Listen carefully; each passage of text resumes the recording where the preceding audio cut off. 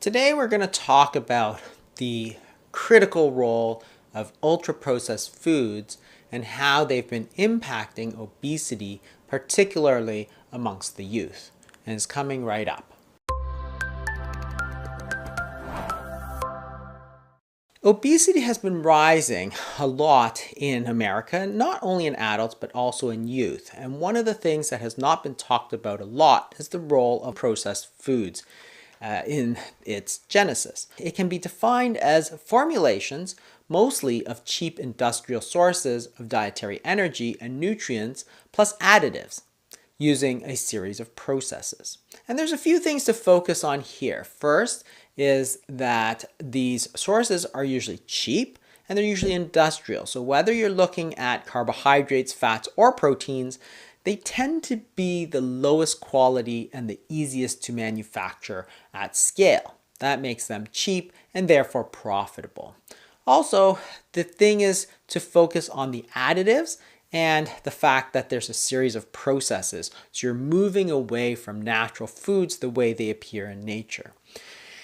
The reason this is important is that our bodies have evolved to eat natural foods. These are the foods that we've eaten for thousands of years, and therefore we've adapted to natural carbohydrates, natural fats, proteins like meat, and we know how much we should eat to stay healthy.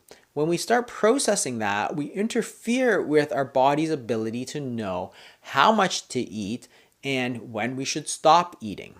For example, if you use wheat berry and process it into flour, you remove certain things. You remove the fats that are naturally found in that. And that's because they tend to go rancid and therefore reduce shelf life. You also reduce a lot of the fiber from going from whole grains to white bread. And you remove the proteins that are naturally found there. And you're left with a pure carbohydrate. Our body doesn't know what to do with it because it's not a natural food. So therefore, we can very easily overeat that. Then you have the additives such as the sugar, which are going to make us want to eat more and more than we really should in order to maintain a healthy weight. Most diets understand that you really should eat whole foods. The paleo diet, for example, was based on eating things that are as close to what was found during the caveman days as possible. The ketogenic diet is a high-fat diet, but one of the things that was very important was that you should eat whole foods.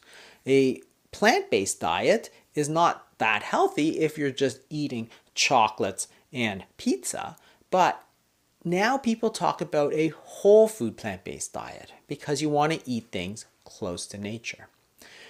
When you do that, then your body knows how much to eat, how much to not to eat, and naturally maintains a healthy weight. And that's the secret of how people really maintain their weight without really counting calories or even watching what they were eating up until the 70s.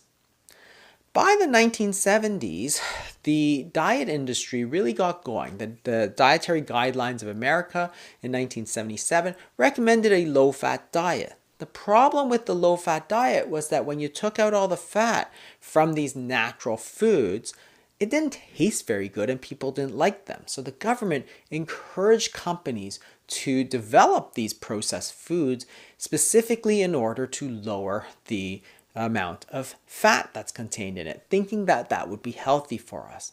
The problem is when you start interfering with natural foods, then you may overeat them and that may lead to obesity. Ultra-processed foods soon became very popular because they had so many advantages over natural food. They're industrial, so they could be produced in bulk. They could be transported over long distances. They were cheap. They had a long shelf life. If they're packaged in a box, you could keep them for years at a time. They're convenient because you could just take them right from the package and eat them. They don't spoil. And the most important thing is they were profitable. Companies loved the profits that came along with it because you could upsell somebody on processed foods versus the natural foods.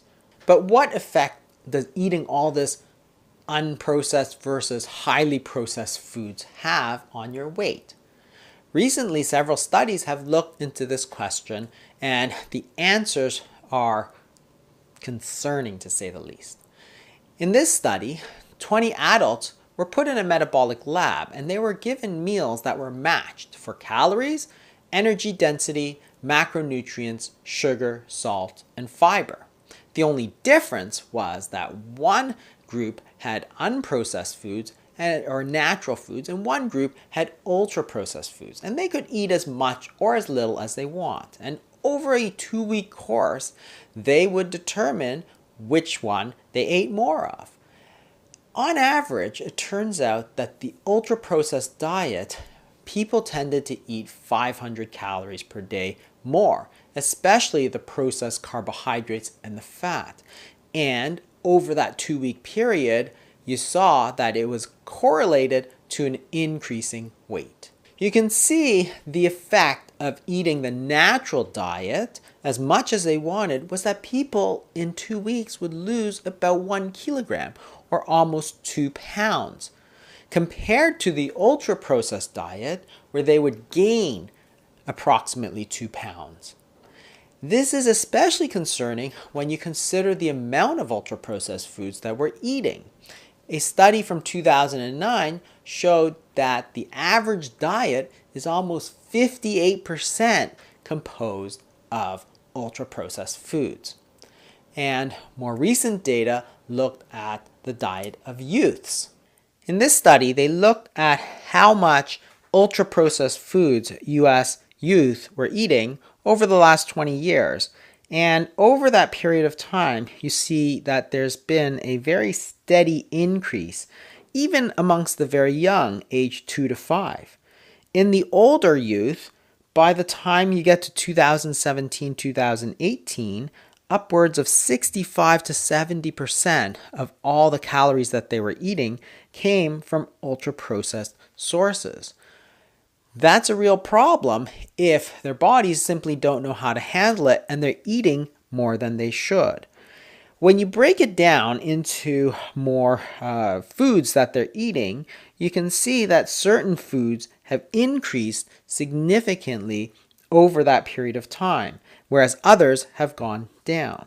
The industrial grain foods, such as breads and biscuits and pancakes, have remained fairly stable. But the biggest increase you see is in ready-to-heat and eat mixed dishes, particularly pizza and other things. So those easy to heat up microwave dinners and those pizzas that you can just pop in the oven, that's what people are eating a lot of, as well as these sweet snacks and bakery products.